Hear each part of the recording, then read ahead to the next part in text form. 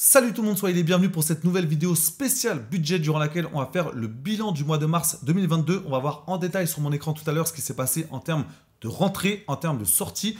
Quels sont les points sur lesquels je me suis amélioré parce que j'ai fait un gros travail sur certains postes de dépenses et quels sont les axes d'amélioration que j'ai encore pour les prochaines semaines et les prochains mois. Donc on verra ça tout à l'heure en basculant sur mon écran. Mais tout d'abord, j'aimerais vous parler d'une discussion que j'ai eue récemment avec une personne qui me suit depuis un certain temps sur la chaîne. On avait déjà eu l'occasion de discuter notamment d'immobilier parce que c'est une personne qui investit depuis plus longtemps que moi dans l'immobilier, qui a des résultats plus avancés que moi. Donc c'est vraiment des discussions qui ont toujours été enrichissantes. Il me parlait suite à une vidéo de budget. Il me disait « Anthony, j'ai l'impression que tu passes énormément de temps et tu utilises énormément d'énergie à te concentrer sur cet aspect de réduction des dépenses. Je pense que tu pourrais utiliser ton temps et ton énergie autrement, plus efficacement en te concentrant sur l'aspect d'augmentation des revenus. » Et c'est vraiment quelque chose sur lequel on a discuté ensuite parce que j'ai expliqué que j'avais toujours une partie de moi qui était intéressée sur trouver des techniques pour réduire les dépenses.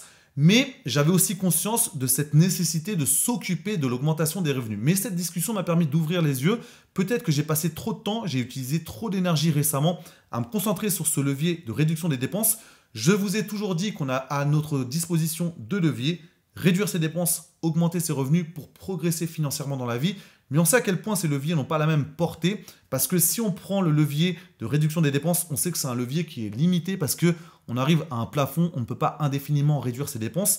Alors qu'à l'inverse, le levier d'augmentation des revenus est un levier qui est potentiellement illimité. Et le risque, c'est presque d'épuiser son stock d'énergie et de temps disponible à se concentrer trop intensément sur cet aspect de réduction des dépenses et de passer totalement à côté de ce levier d'augmentation des revenus qui, lui, nous permettra d'augmenter drastiquement le résultat. Et là, on pense à cette fameuse loi de Pareto, la loi 80-20.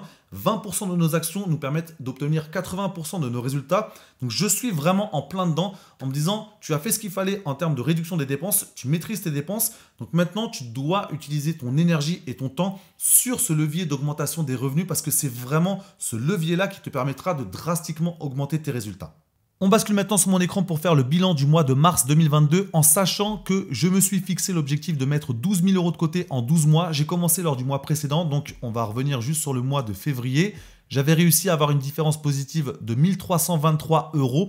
Donc le bilan sera fait à la fin du mois de janvier 2023 pour voir si j'ai réussi à mettre 12 000 € de côté pour les épargner et surtout les investir parce que j'ai vraiment envie de passer la vitesse supérieure sur cette année 2022. On va regarder sur le mois de mars, on va commencer par les revenus. Au niveau du salaire, 2 875,49 €. Je n'ai pas eu d'heures supplémentaires ce mois-ci. Au niveau du virement que me fait ma compagne, ça c'est plus pour notre comptabilité, on va dire, entre nous pour qu'on soit à l'équilibre. Donc 170 €. Et le salaire du multisport, j'ai créé une école multisport cette année. J'ai pas eu beaucoup de séances sur le mois de mars parce qu'il y avait des vacances scolaires, donc 58,76 €. Le total de revenus, 3 104,25 €. On va basculer maintenant sur la colonne des dépenses fixes. En premier, le prêt immobilier pour notre maison, 1 144,64 €, assurance comprise. Au niveau des énergies, donc gaz et électricité, 224 €.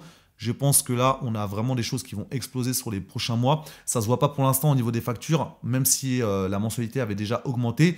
J'essaie quand même de faire en sorte de maîtriser cette consommation pour réduire le plus possible l'impact de cette augmentation. Donc on verra ça sur les prochaines semaines et les prochains mois.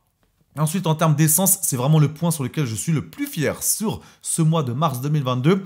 74,87 €, je n'ai fait qu'un plein sur le mois entier. Parce que je me suis posé en fait, j'ai pris un stylo, j'ai pris un papier, je me suis dit combien de kilomètres tu parcours pour aller au travail. Donc ça représente un peu plus de 600 km par mois.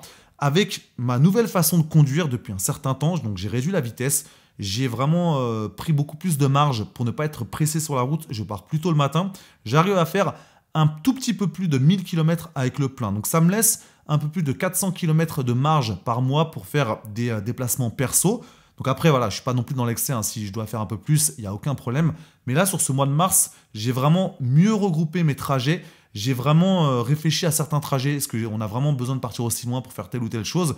Donc sur ce mois de mars, un seul plein et ça fait une grosse différence parce que malgré l'augmentation des carburants, je dépense beaucoup moins que certains autres mois durant lesquels je ne faisais pas attention à ma façon de conduire, je ne faisais pas attention à mes déplacements. Donc là, j'ai réussi à réduire mes dépenses par rapport à ça, sans non plus partir dans une privation extrême parce que le but n'est pas non plus de se priver de tout.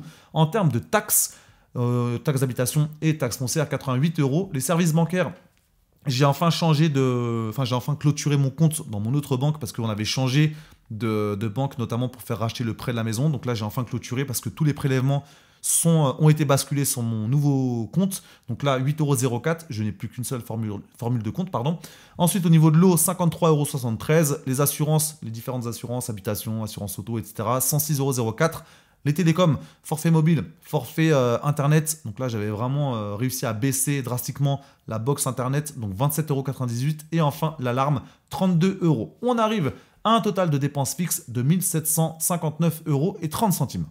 On bascule maintenant à la catégorie des dépenses variables, les dépenses sur lesquelles on a davantage de marge de manœuvre. On peut vraiment essayer de jouer sur ces dépenses pour les réduire. C'est beaucoup plus compliqué avec les dépenses fixes.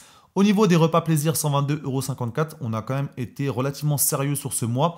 Au niveau du carrelage de la maison, c'était juste un complément à faire, donc 67,80 €. Les cadeaux, 38,98 €. Complément de course, c'est ma compagne qui fait les courses, des fois je complète.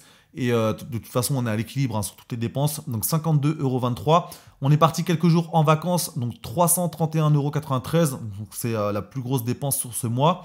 Au niveau donc là, je mets une ligne repas, midi, travail. Donc c'est vraiment pour voir est-ce que je dépense de l'argent n'importe comment. Parce que j'avais tendance sur les derniers mois à faire n'importe quoi en termes de repas du midi. Parce que je ne prenais pas le temps de faire mon repas à la maison pour le lendemain. Et j'étais obligé de partir acheter des trucs à manger.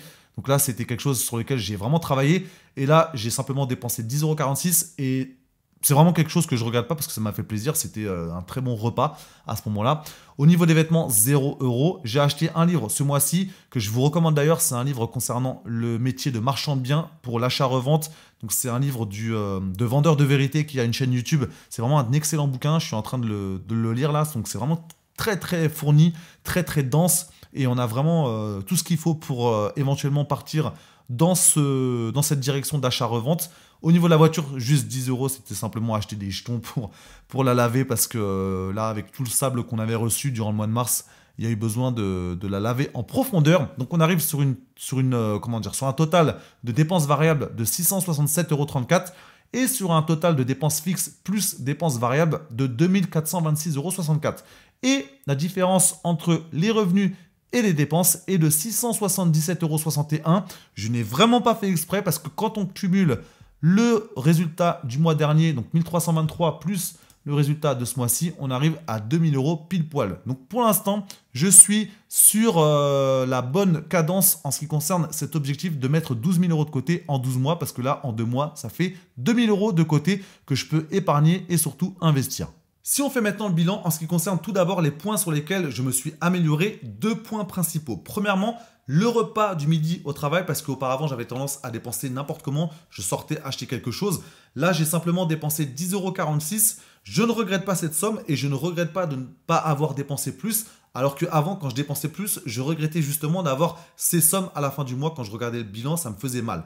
Au niveau du deuxième poste sur lequel je me suis amélioré, l'essence. Vous l'avez vu, je n'ai fait qu'un plein sur le mois de mars et je pense que ce sera la même chose sur le mois d'avril.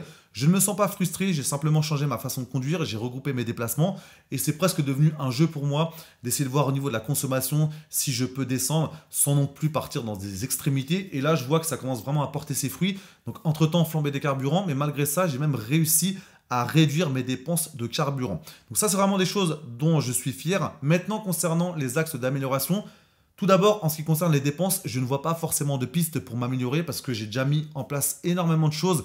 Et comme je l'ai dit en début de vidéo, je n'ai pas envie de me concentrer et de vider mon énergie, de vider mon stock d'énergie sur cet aspect de réduction des dépenses, alors que j'estime avoir fait ce qu'il faut maintenant pour être serein et me focaliser maintenant sur ce fameux levier d'augmentation des revenus. Donc ça, c'est vraiment la priorité en ce qui concerne les axes d'amélioration. Dites-moi d'ailleurs dans les commentaires quel est votre fonctionnement en ce moment concernant ces 2 leviers. Est-ce que vous êtes sur j'actionne les 2 leviers en même temps ou est-ce que vous êtes plutôt concentré sur un seul des 2 leviers? Je pense à titre personnel que la meilleure stratégie, c'est d'être sur un modèle 80-20, donc selon cette fameuse loi de Pareto, 20% de son temps et de son énergie sur la réduction des dépenses et 80% de son temps et de son énergie sur l'augmentation des revenus. Si cette vidéo vous a plu, pensez à mettre un maximum de pouces en l'air, ça aide énormément au référencement de la vidéo, à faire en sorte que l'algorithme de YouTube la référence mieux, fasse connaître davantage la chaîne. Donc un grand merci à vous pour votre soutien et votre fidélité et je vous dis à très bientôt pour la prochaine vidéo.